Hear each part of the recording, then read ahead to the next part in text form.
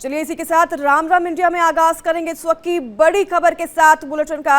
ओडिशा तट से दाना तूफान टकराया। रात करीब 12:30 बजे दाना तूफान ओडिशा तट से टकराया। 16 किलोमीटर प्रति घंटे की रफ्तार से तूफान लगातार आगे बढ़ रहा है। 100 से 120 किलोमीटर प्रति घंटे की रफ्तार से ओडिशा के तट पर दाना तूफान टकराया। तो वहीं तूफान की वजह से 550 से ज्यादा ट्रेनें रद्द कर दी गई हैं। ओडिशा बंगाल में स्कूल कॉलेज भी बंद कर दिए गए हैं और रात 1:30 से 3:30 बजे के बीच में ये तूफान ओडिशा के तट से टकराया है। बड़ी खबर आपको बता रहे हैं इस वक्त की। ओडिशा में रात करीब 12:30 बजे दाना तूफान टकराया और उससे काफ़ी तबाही भी यहाँ पर हुई है।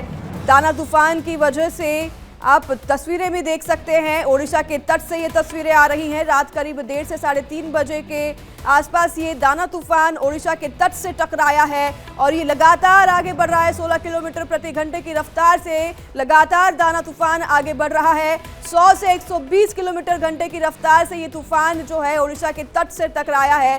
7 राज्यों में अलर्ट जारी है। तकरीबन 10 लाख से ज्यादा लोगों को शिफ्ट किया जा चुका है और अब पश्चिम बंगाल में भी अलर्ट जारी है। तूफान लगातार आगे बढ़ रहा है। 16 किलोमीटर प्रति घंटे की रफ्तार से ओडिशा बंगाल में भी स्कूल और कॉलेज बंद कर दिए गए हैं। रेड अलर्ट जारी कर दिया गया है सभी के लिए। 10 लाख से ज्यादा लोगों को शिफ्ट कर दिया गया है सेफ प्लेस पर। तो वहीं ओडिशा के कामरिया और भद्रक में तबाही देखी गई है। ओडिशा के कामरिया और भद्रक में इस तूफान की वजह से भयावह तबाही हुई है। तेज बारिश की वजह से कई पेड़ उखड़ गए हैं। तो वहीं बैनर और होर्डिंग भी यहां पर उखड़ गई है। बिजली के भी खंभे गिर गए हैं। ये तस्वीरें आपको ओडिशा से लगातार दिखा रही हैं। दाना तूफान की वजह से तबाही और ये भयावह तस्वीरें सामने आ रही है। ओडिशा के तट से रात को ये दाना तूफान टकराया है और इसके बाद यहाँ पर पेड़ उखड़ गए, बिजली के खंभे भी उखड़ गए, बैनर और होर्डिंग भी गिर गई। काफी तबाही ओडिशा में देखने को मिली है। ओडिशा के कामरिया और भद्रक में खासतौर पर ज्यादातर तबाही देखी गई है। तट से ये इलाके नजदीक हैं और उसमें ज्यादातर तूफान की वजह से हुई तबाही देखने को मिली है। तूफान आपको बता दें 16 किलोमीटर प्रति घंटे की रफ्तार से लगातार आगे बढ़ रहा है। 100 से 120 किलोमीटर प्रति घंटे की रफ्तार इस तूफान की रही। कल रात को ओडिशा के तट से ये तूफान टकराया है और इसकी तबाही अब देख रहे हैं अपनी स्क्रीन पर। ओडिशा पर जैसे ही तूफान टकराया यहाँ पर बिजली के खंभे उखड़ गए, पेड़ उखड़ गए और होर्डिंग्स और जो भी पोस्टर्स होती हैं वो भी गिर गई। लगातार यहाँ पर जो है तूफान टकराने के बाद अब 16 किलोमीटर प्रति घंटे की रफ्तार से आगे बढ़ रहा है। 7 राज्यों पर इसका प्रभाव देखने को मिला है। सब जगह पर अलर्ट जारी कर दिया गया है। 10 लाख से ज्यादा लोगों को सुरक्षित स्थानों पर शिफ्ट भी कर दिया गया है। ओडिशा में रात को करीब 1 से 1:30 बजे के समय वो था जब ये तूफान टकराया और इस तूफान की अब आगे भी पश्चिम बंगाल के तट से टकराने की संभावनाएं हैं।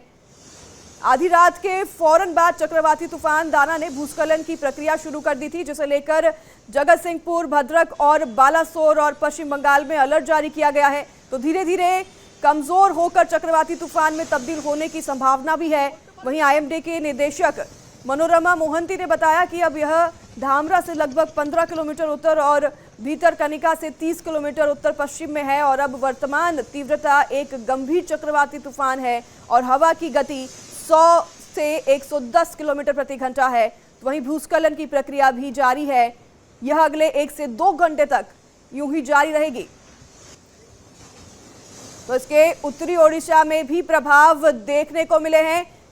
आशुतोष राउत वरिष्ठ पत्रकार हमारे साथ ज्यादा जानकारी के लिए लाइव जुड़ गए हैं। आशुतोष, दाना से अभी हमने तस्वीरें भी दिखाई दर्शकों को लगातार किस तरीके से ये भयावह तूफान ओडिशा के तट से टकराया। रात को 16 किलोमीटर प्रति घंटे की रफ्तार से आगे भी बढ़ रहा है। काफी भयावह तस्वीरें देखने को मिली है। इस तूफान को लेकर और क्या अधिक जानकारी है, अब ये किस ओर बढ़ रहा है? देखिए, तूफान दाना जो आ रही थी उसका लैंडफॉल हो चुका है। कल रात को 12:05 से लेके सुबह 6 बजे तक लगभग उसका जो है लैंडफॉल वो खत्म हो चुकी है। अब छिटपुट बारिश हो रही है डेफिनेटली 8 जगह पे।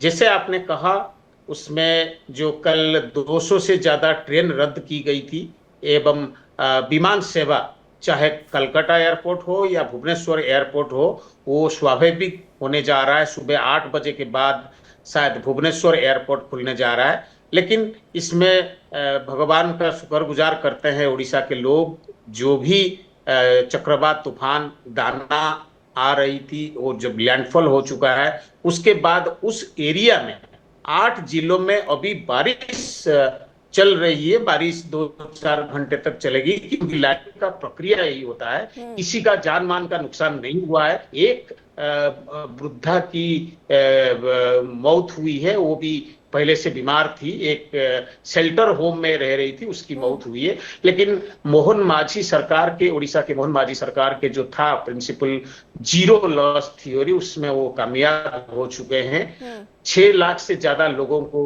शेल्टर होम में लिया गया था। उनको खाना पीना से लेके कैसे सुरक्षित तो रहे, वो सबका उपाय और उसमें सक्सेसफुल हुआ है।